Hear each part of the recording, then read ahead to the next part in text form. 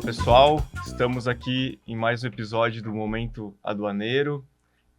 Acabamos de participar de um belíssimo congresso, o primeiro congresso estadual de direito aduaneiro aqui da OAB de Santa Catarina, mais de 300 inscritos, 2 dias de palestras muito ricas, e agora estamos aqui participando com o Dr. Arnaldo, com a Bruna, o Dr. Arnaldo, auditor da Receita Federal, conselheiro da turma especializada do CARF, também em Direito Aduaneiro.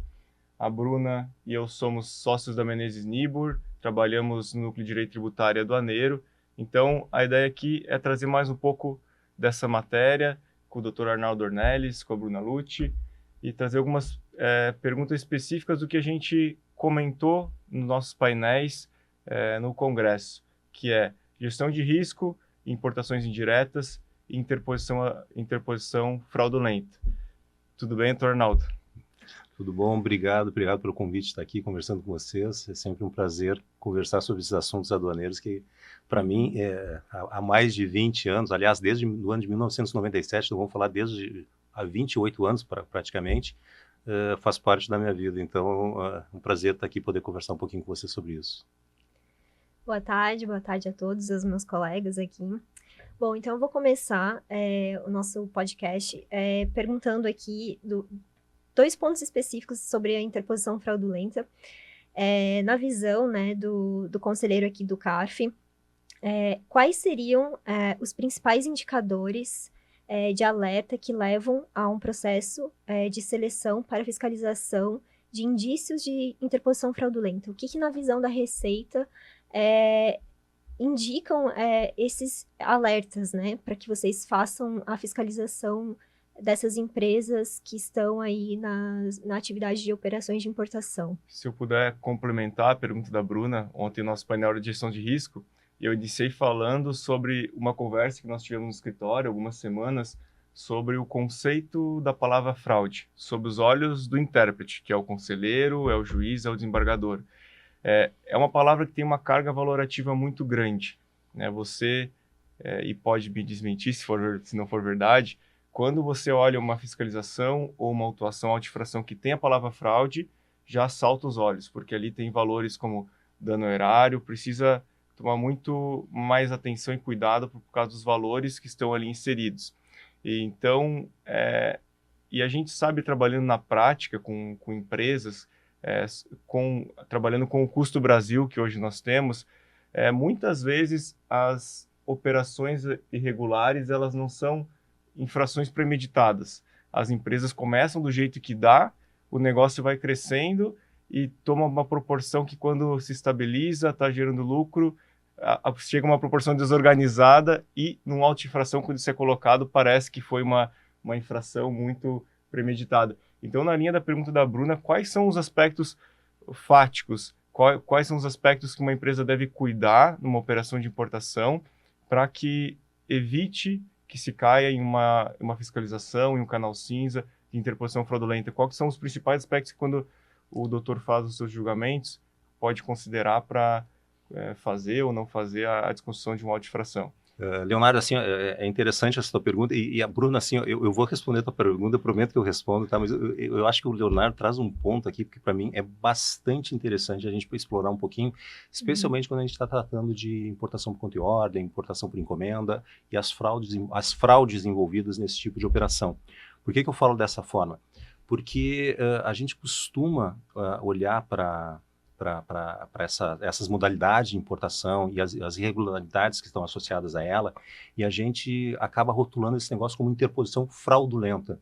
E eu, durante muitos anos, dando curso dentro da Receita Federal, eu chamava a atenção que, se a gente for olhar especificamente o que diz o artigo 23 do inciso 5 do Decreto-Lei 1455, ele vai dizer lá uma hipótese de perdimento em que diz assim: ocultação do sujeito passivo, real comprador, real vendedor ou responsável pela operação mediante fraude ou simulação, inclusive a interposição fraudulenta de terceiros. E quando foram publicadas essas normas, a MP 2158 no ano de 2001, a Lei 10.637 no ano de 2002, surge uma série de instruções normativas que vocês não vão lembrar, mas talvez vocês conheçam a referência. A 225 falava do conceito do que é uma importação por conta e ordem. A 228 falava na antiga IN de procedimento especial de controle aduaneiro, que era aquela retenção de carga e permitia a liberação mediante prestação de garantia. E a 229, que foi a nossa primeira IN de habilitação do comércio exterior, que foi uma revolução também, que mudou do dia para a noite, nenhuma empresa podia, ou da noite para o dia, nenhuma empresa poderia operar e precisava se habilitar no comércio exterior. Mas enfim, e esse projeto que a Receita estabelece naquela época, ele foi rotulado como um projeto de combate à interposição fraudulenta. E durante muitos anos, e eu digo muitos anos mesmo, eu fui ali até o ano de 2008 tentando fazer uma definição do que é interposição fraudulenta. E a gente não tem isso definido em nenhum lugar na nossa legislação, o que é efetivamente uma interposição fraudulenta. E eu me dei conta em determinado momento que isso é absolutamente irrelevante, porque a lei, quando ela trata do perdimento do inciso 5 do artigo 23 do 1455, aquilo ali, a infração não é a interposição fraudulenta. A infração é a ocultação do sujeito passivo, ou do real vendedor, real comprador, responsável pela operação. E quando a lei diz assim, ocultação do sujeito passivo, demais, mediante fraude ou simulação, inclusive a interposição fraudulenta, e vem no parágrafo 2º e define, presume-se a interposição fraudulenta, a não comprovação da origem dos recursos utilizados numa operação de comércio exterior, ele está dizendo assim, opa, isso aqui é uma interposição fraudulenta, e é essa que me interessa para efeitos do inciso 5. Porque, na verdade, se a gente for olhar, quando a gente remete essa definição, essa presunção do parágrafo 2º e junta com o que diz o inciso 5, o que ele está dizendo é o seguinte, se eu não tenho capacidade econômica e operacional ou econômica e financeira para atuar no comércio exterior, eu estou presumindo que tu está ocultando alguém. Então, quando eu vou e volto para o inciso 5, ele diz ocultação do sujeito passivo, real vendedor, real comprador, responsável pela operação, mediante fraude e simulação, inclusive a interposição fraudulenta, esse inclusive quer dizer que é a presunção da ocultação que leva ao perdimento. Então, tu vê que quando eu falo em interposição fraudulenta, o que eu estou falando, na verdade, em termos de aplicação de norma, é um perdimento por ocultação do sujeito passivo. E aí tu pergunta qual é a importância, qual é o peso que essa palavra tem, né? Eu compreendo, para mim, a minha compreensão que eu tenho dessa matéria é que o tipo infracional que leva ao perdimento é a ocultação do sujeito passivo. E das demais figuras, tá? É a ocultação. Só que eu costumava dizer o seguinte, se o auditor lavra um auto de infração dizendo que a ocultação do sujeito passivo e esse auto de infração cai no judiciário, qual é a reação do juiz? É uma mera ocultação do sujeito passivo. Uhum. Se cai no judiciário e diz que aqui tem uma interposição fraudulenta, isso tem um peso, por mais incrível que pareça. O judiciário olha para esse processo com outros olhos.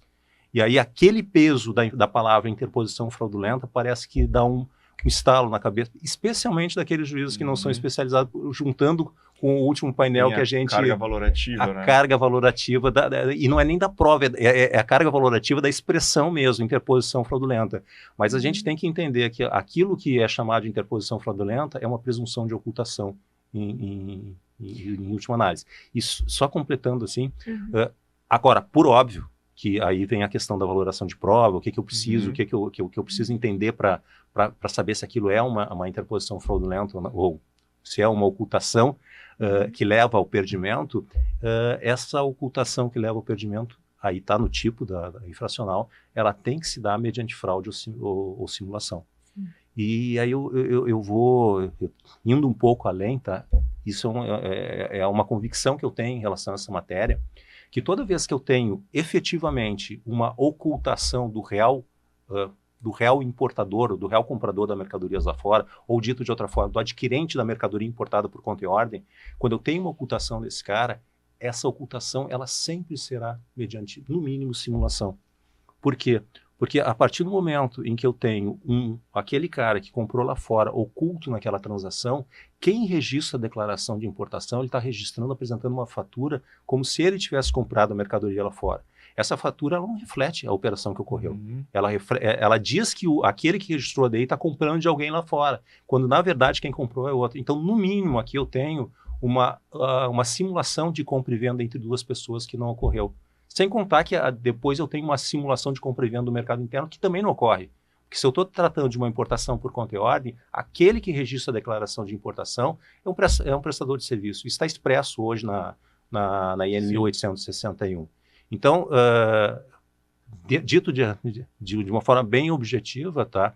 O que eu preciso ver é se essa operação, ela efetivamente é uma importação por conta e ordem, se há uma ocultação daquele que adquiriu a mercadoria lá fora, e aí é só uma questão de juntar, ligar os pontos. Se eu fizer isso, me parece que fica bem comprovada que é uma ocultação mediante simulação.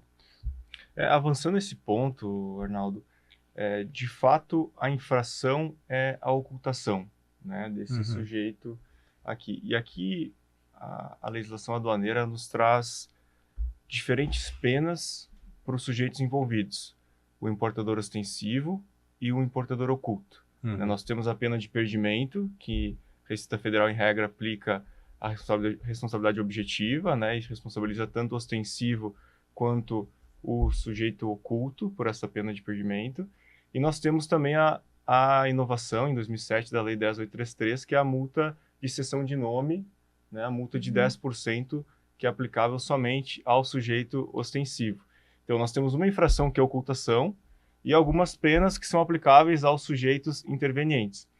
Se formos pensar na pena de perdimento, naquela mercadoria que já foi nacionalizada, que já foi desembaraçada e que você não consegue mais aplicar essa pena, aplica-se a multa substitutiva de 100% do valor aduaneiro. Nesse caso, se aplicasse só o perdimento, no primeiro momento, quem seria prejudicado seria o dono da mercadoria, que é o importador oculto. É o patrimônio do importador oculto que está sendo suprimido. O importador ostensivo acaba não tendo nenhum prejuízo, pois a mercadoria não era dele em nenhum momento. Nacionalizando a mercadoria e aplicando-se a multa equivalente ao valor aduaneiro, há aí sim uma penalização do patrimônio de ambos, né? Porque ambos acabam respondendo solidariamente, né, pelo decreto 3766, pela multa substitutiva, tanto o importador oculto quanto o importador ostensivo. E aí há uma discussão doutrinária que, com, né, a inserção da multa de cessão de nome, que ela seria específica ao importador ostensivo, enquanto, pela questão do patrimônio, de quem estaria sendo, o legislador estaria querendo punir com a ocultação, seria especificamente a multa substitutiva.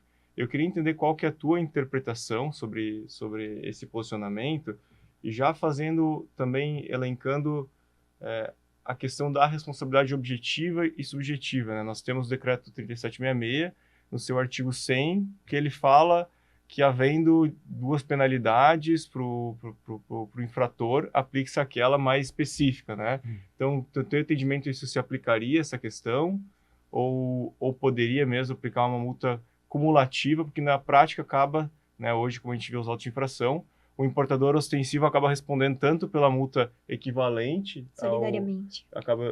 tanto pela multa equivalente ao perdimento, na multa substitutiva, como também pela multa de cessão de nome, e ele acaba sendo punido com uma multa de 110% do valor total, que no caso, se houvesse só o perdimento tivesse aplicado no início, ele ficaria só com a multa de 10%, né? Então, qual que é o teu entendimento sobre essa leitura doutrinária que se apresenta? Legal. Posso contar uma história sobre essa multa?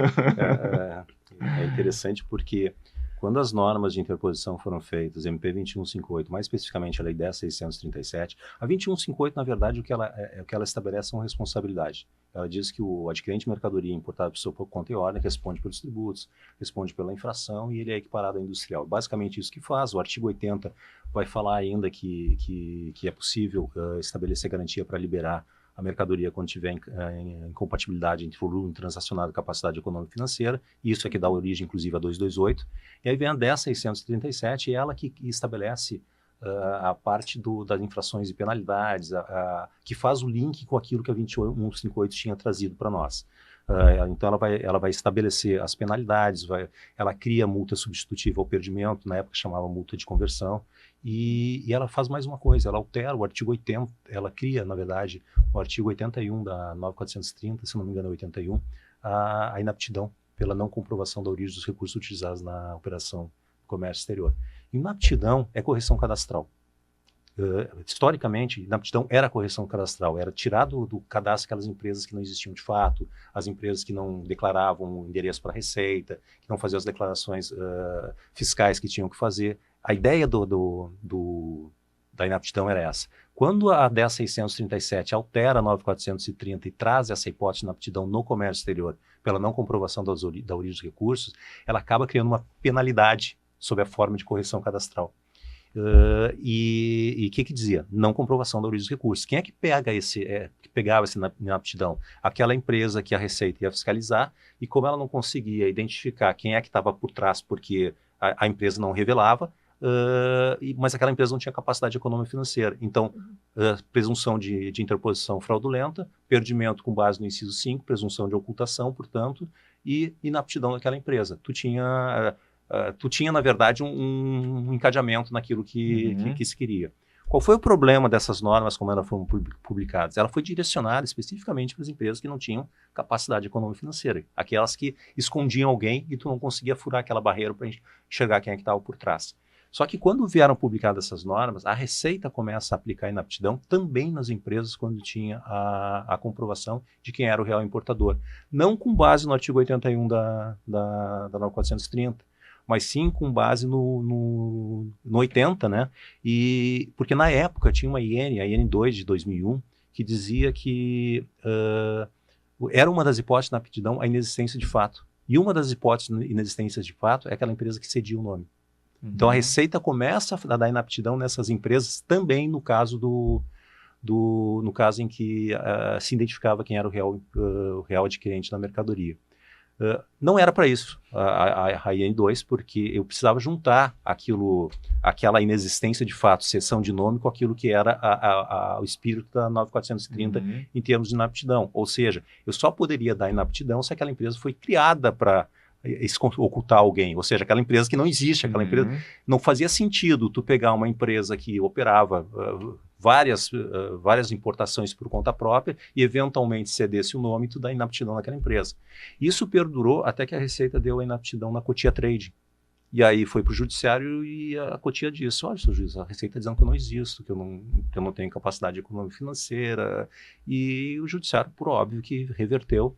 E aí se suscitou esse debate, e por isso que foi publicada a Lei 11.488 em 2007, para dizer, olha, aquela hipótese em que eu identifico quem é que está por trás daquela operação, isso aqui não é inaptidão, isso aqui é uma multa de 10%. Então tu vê que tu cria uma penalidade específica para quando identifica alguém.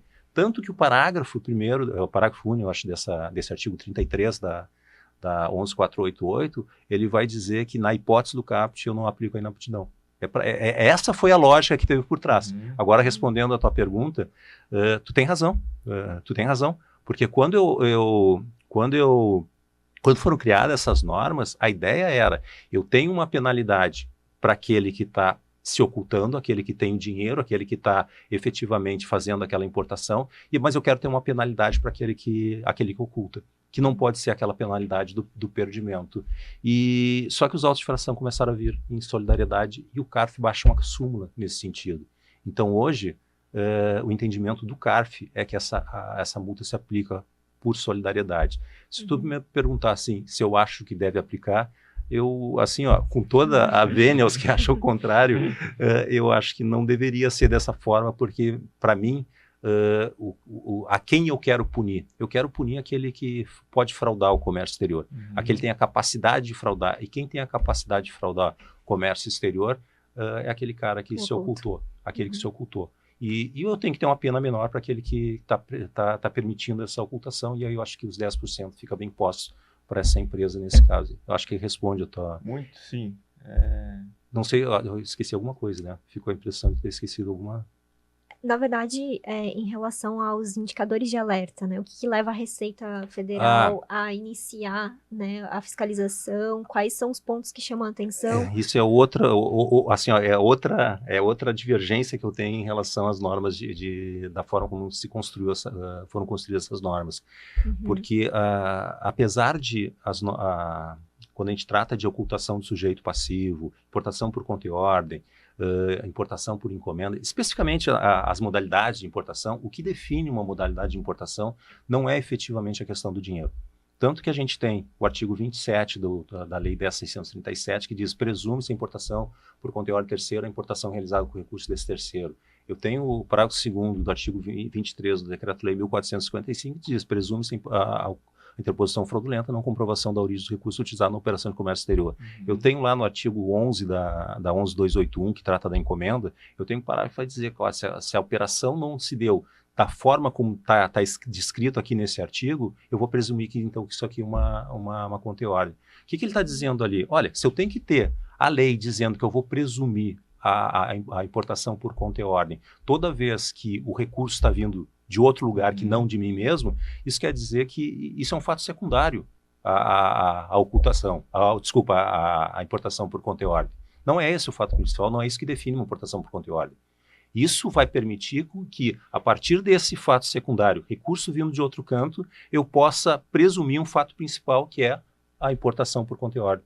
Importação por conta e ordem é quando alguém compra lá fora e esse alguém não registra declaração de importação. Ele contrata alguém para prestar um serviço para ele, não é compra e venda, ele presta serviço de registrar a declaração de importação.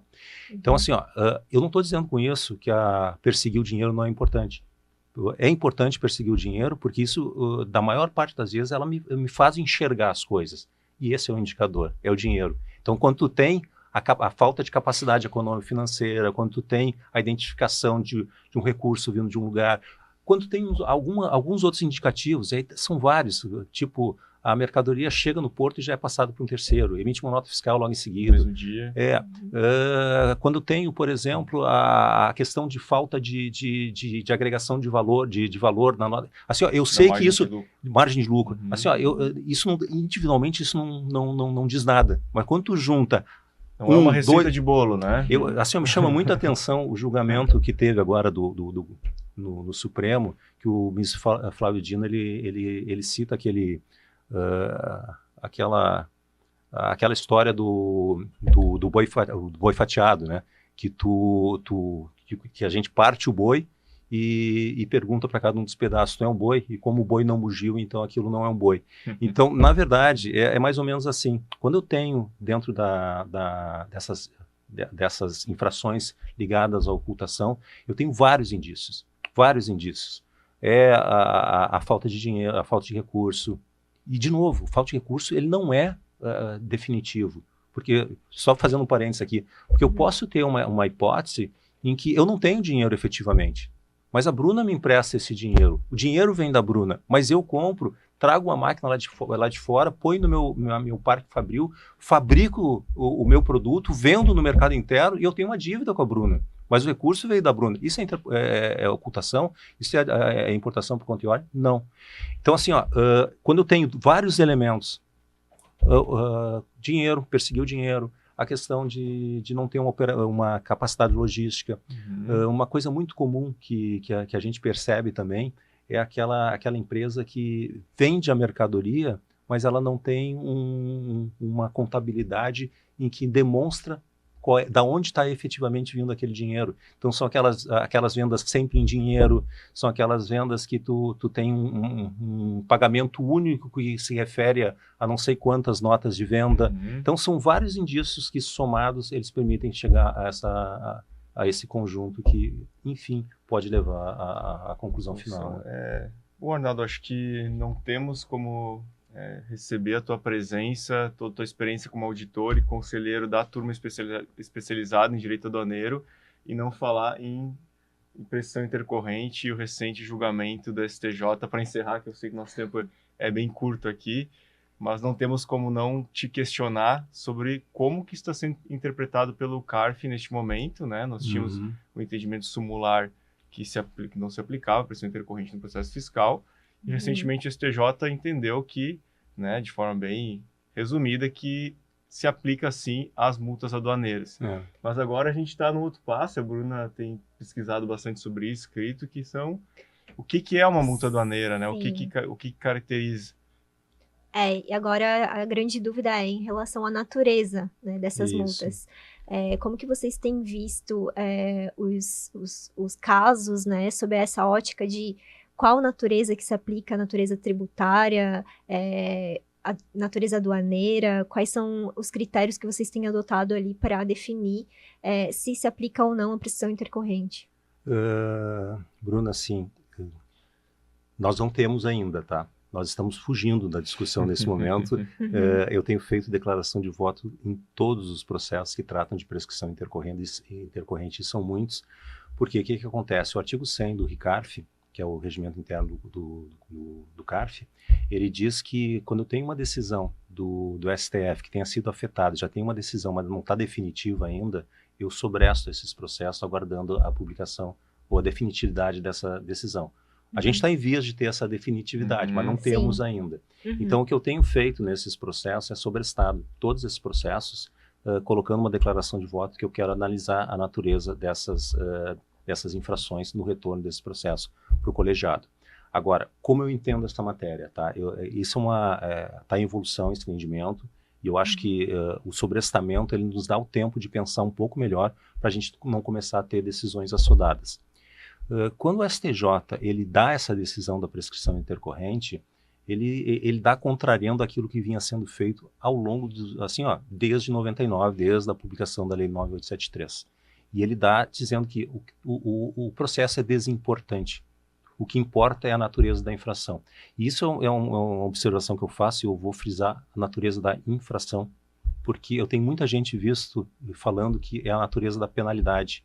E não é. O STJ não fala a natureza da penalidade. O que ele está falando é a natureza da infração.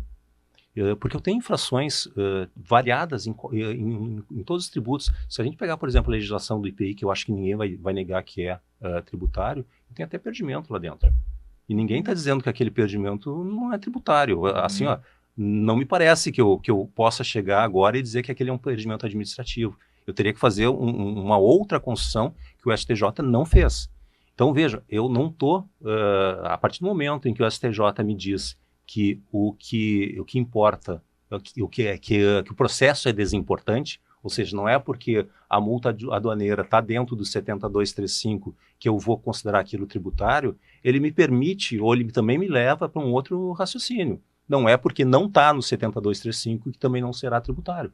Afinal de contas, o que é importante, desimportante é o processo. E aí a gente precisa, na minha visão, eu preciso começar a olhar a natureza da infração, não da penalidade. Se eu pegar a natureza da infração, aí eu me socorro do Basaldúa, tá? que é um aduaneiro argentino, vocês conhecem muito bem, e a gente não pode negar a importância que ele tem para o direito aduaneiro mundial. E inclusive a influência que ele tem aqui no Brasil, o Trevisan, ele tem muita influência do Basaldúa. E o que o Basaldúa fala naquele livro que ele tem, você deve ter lido também, aquela introdução ao direito aduaneiro, ele faz uma evolução histórica do direito aduaneiro, do papel fundamental da aduana.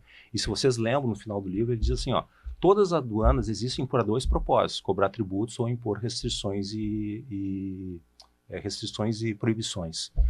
Só que eu posso admitir e entender um Estado como não cobrando tributo, seja na entrada ou na saída. Eu posso admitir um Estado como não impondo proibições ou restrições, seja na entrada ou na saída. Agora, se eu tiver tributo a cobrar, se eu tiver proibições e restrições a impor, eu preciso ter um controle aduaneiro para ver se os tributos estão sendo pagos, se as proibições e restrições estão sendo observadas. Então, na verdade, o que eu tenho aqui é vamos lá, eu tenho um controle aduaneiro que eu tenho dois viés, um viés tributário, e eu tenho um viés não tributário, que o Basaldúa, ele liga muito com proibições e restrições. Dito dessa forma, eu parto a minha análise da natureza da infração a partir disso. Porque tudo é controle aduaneiro. Isso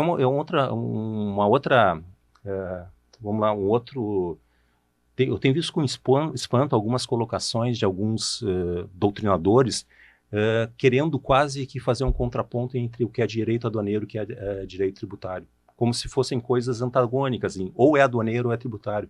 De novo, se a gente pegar a Basaldúa, tudo é controle aduaneiro, só que eu tenho um controle aduaneiro com viés tributário e eu tenho um controle aduaneiro com viés não tributário. Se a gente pegar agora respondendo objetivamente a pergunta, se a gente pegar a parte de ocultação do sujeito passivo, eu não estou fazendo ali, querendo tutelar algo que seja referente a proibições e restrições. O que eu estou querendo buscar ali é entender quem é efetivamente aquele cara que está oculto, aquele sujeito passivo que está oculto, porque é ele que eu quero alcançar quando eu tiver uma infração, quando eu tiver algo a cobrar, algum crédito tributário a cobrar. Então, para mim, respondendo a tua pergunta, isso é tributário, tá? Ele faz parte do direito aduaneiro tributário. Mas posso só te fazer uma pergunta em relação à própria multa de ofício, né? Porque nós temos situações como, por exemplo, o subfaturamento, o erro de classificação fiscal, que quando há lançamento de tributos, né, também é lançada a multa de ofício. E nessa hipótese, se tudo é considerado infração tributária, a gente não teria um bis in idem aí na cobrança da penalidade, porque já teríamos esse conceito de que a multa de ofício já está penalizando pela conduta? Me dá um exemplo específico, assim, só para eu poder visualizar melhor o que tu está... O erro de classificação fiscal... tá falando um erro de classificação fiscal. Então, mudamos de penalidade, ok. Exatamente, mudamos de penalidade. Okay. Quando, enfim, o contribuinte, ele responde por um auto de infração, por um erro de classificação fiscal, onde são lançados os tributos pelo erro, pela conduta infracional que ele comete, e também é lançada a multa de ofício, né, de 75%. Isso. E além disso, pode ser aplicada a multa, aliás, deve ser aplicada a multa de 1% pelo erro. Na sua visão, haveria uma possibilidade de cobrança das duas multas para não se afastar a prescrição intercorrente na de erro de classificação fiscal? Porque a multa de 75% seria uma multa tributária. Tributária, essa a gente não discute. Porque não eu pago discute. menos tributo na importação. E a de 1% ou até a de interposição, fazendo paralelo, né, a multa ou substitutiva, seria uma multa administrativa pela ocultação. Se isso não seria punir duas vezes, se for considerado ambas de natureza tributária, se não seria punir duas vezes, eu acho que aqui eu tento encaixar como bis in idem, né? Assim, podemos discutir isso, tá? Hoje a interpretação que a Receita tem, e é o que tem prevalecido, inclusive no judiciário, porque afastando a prescrição intercorrente, eu não tenho notícia de que alguém afasta a multa de 1% quando tem um erro de classificação fiscal. Será que eu tenho tempo só para contar essa historinha da multa de 1%? Sim. Assim, só para contar a historinha, tá? É engraçado porque essa multa de 1%, ela também tem uma história do porquê ela foi publicada, tá? No ano de 98, o Brasil começa a aplicar o acordo de valoração aduaneira. O Brasil não aplicava o acordo de valoração aduaneira antes disso. Assim, os autos de infração, eles eram lavrados assim, acho que o valor aduaneiro é tanto, e é isso que o auditor botava lá e não explicava muito por quê. Apesar de já ser signatário do acordo, já ter sido internalizado, acho que no ano de 94 tinha sido internalizado, mas em 98 a gente começa mesmo a aplicar o acordo de valoração aduaneira e se cria toda uma sistemática para isso. O Canal Cinza surge nesse ano e ele surge não como um canal de fraude, ele surge como um canal de valoração aduaneira. E a ideia da época era o seguinte, teve um decreto publicado, instrução normativa, portaria, todo um conjunto normativo que foi publicado. E qual era a ideia da época? A ideia da época era, toda vez que eu tiver uma mercadoria sendo importada, em que eu tenho um valor declarado menor do que o valor de referência que tinha nas tabelas do Siscomex, aquela mercadoria era direcionada para Canal Cinza. A fiscalização intimava o importador a fazer o que ele chamava na época uma declaração preliminar de valor, prestava algumas informações, o auditor liberava aquela mercadoria diante da prestação de garantia, que garantia a diferença de tributo em relação àquilo que o cara tinha declarado como valor e aquilo que o sistema tinha identificado. E liberava mediante garantia, pegava aquelas informações todas, formava um processo, na época era processo papel ainda, e mandava para as unidades de valoração aduaneira para fazer a fiscalização de valor aduaneiro à luz do AVAGAT. Era esse o processo da época. Só que como toda sistemática que surge, os despachantes descobrem como burlar a sistemática. E como é que eles burlavam a sistemática? Eles burlavam a sistemática de duas formas. Errando a classificação fiscal. Porque eles pegavam uma classificação fiscal que tinha um preço de referência menor. E aí, com o tempo, dá para saber qual é o preço de referência. E a segunda forma que eles faziam era errar a unidade de medida estatística. Porque imagina assim, eu estou trazendo 10 unidades desse copo cada uma custava 1. Eu estou trazendo 10 unidades, mas eu vou declarar 10 centavos cada um. Então, eu declarava 10 unidades, 10 centavos, dava R$1 no final. Como eu tinha uma referência de R$1 para cada copo, aquilo ia para Canal Sinos e tinha todo esse processo, garantia, etc, etc. O que eles faziam? Em vez de declarar 10 unidades do copo, eles declaravam uma dezena do copo. E aí uma dezena do copo, R$1 passava e burlava. Por isso que a 2158, lá no artigo 84 da 2158, ele cria essa multa de 1% e cria essa multa em duas hipóteses: erro de classificação e erro na unidade de medida estatística. Acrescenta isso que na época a gente tinha um ato declaratório normativo número 10 de 97, que dizia o seguinte: olha, toda vez que o importador errar a classificação fiscal, mas descrever corretamente a mercadoria, com todos os elementos necessários à sua identificação, poderia ser cobrado o tributo, mas não poderia ser cobrada a multa de ofício. Então, na época, quando surge essa multa de 1%, ela surge porque estava uma situação em que o cara declarava corretamente a mercadoria, mas ele errava essa classificação, errava de propósito essa unidade de medida estatística. Então, ela surge para poder, de alguma forma, penalizar. Só que logo em seguida, esse ato declaratório, ele é revogado, ele é alterado, não, esse é revogado mesmo. Não, ele é alterado, porque eu tenho uma hipótese ainda, mas tira a questão da classificação em relação à multa de ofício e fica para as outras hipóteses que tinha lá, acho que é benefício fiscal, algumas outras coisas. E aí eu tenho aí eu passo a conviver com essas duas multas. Eu tenho o erro de classificação fiscal, então eu tenho a multa de 75%, e é interessante, desculpa, assim, eu começo a falar essas coisas, eu acabo me empolgando um pouquinho, porque essa é uma outra coisa que a gente não dá muita bola, né? Mas quando a gente está no artigo 44 da Lei 9.430, que é a multa de ofício de 75%, lá eu tenho 3 hipóteses. Eu tenho a falta de declaração, a declaração inexata e a falta de pagamento. São as 3 hipóteses que eu tenho para penalizar. A gente parece não dar muita bola de enquadrar numa dessas 3 hipóteses. Mas quando a gente está tratando de matéria aduaneira, a hipótese que mais Vamos lá, eu tenho as 3 hipóteses também na aduana, tá? Eu posso ter, por exemplo, uma falta de pagamento quando, sei lá, num drawback, por exemplo, que eu estava devendo. Em tese, eu deveria pagar em algum momento e não paguei. Eu posso ter uma falta de declaração, que é justamente aquele que eu não declarei mesmo, tá? Mas a hipótese que mais se adequa para a maioria dos casos, especialmente esse de classificação fiscal, é declaração inexata. É declaração inexata também. A declaração inexata é que acaba gerando a falta de pagamento. Mas no primeiro momento é a declaração inexata. Isso tem um parecer normativo da COSIT, número 50, de 99, que explica isso. Então, assim, ó, eu não questiono essa multa, tá, Bruna? Eu não questiono a multa, mas ela é aplicada e eu não vejo muitos questionamentos a ponto de derrubar. Mas eu acho que o teu ponto é bem relevante e se a gente entrar no pé da letra ali, talvez a gente chegue à conclusão que não deveria aplicar as duas ao mesmo tempo. Tá? Entendi. Tá bem.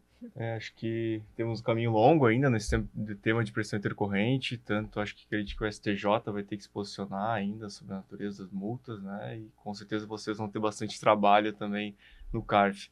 Poderíamos escutar o Arnaldo por mais uma hora, pelo menos. Horas. É muito conhecimento, acho que é sempre um aprendizado, teus artigos, teus votos, teu próprio papel como auxiliar do legislador, né, construindo legislações, isso é muito importante também. E a gente fica muito grato aqui como membros da Comissão de Direito Aduaneiro de Santa Catarina de te receber e trocar um pouco fazer esse bate-papo contigo. Então a gente te agradece e seja sempre bem-vindo aqui a Florianópolis, estamos hoje na casa do advogado catarinense. Sim. Muito honrados com a tua bater esse papo contigo e falar sobre direito aduaneiro. Obrigado mesmo. Obrigado pela conversa. Assim, é sempre bom falar com vocês. Obrigado mesmo. Obrigada. Gente.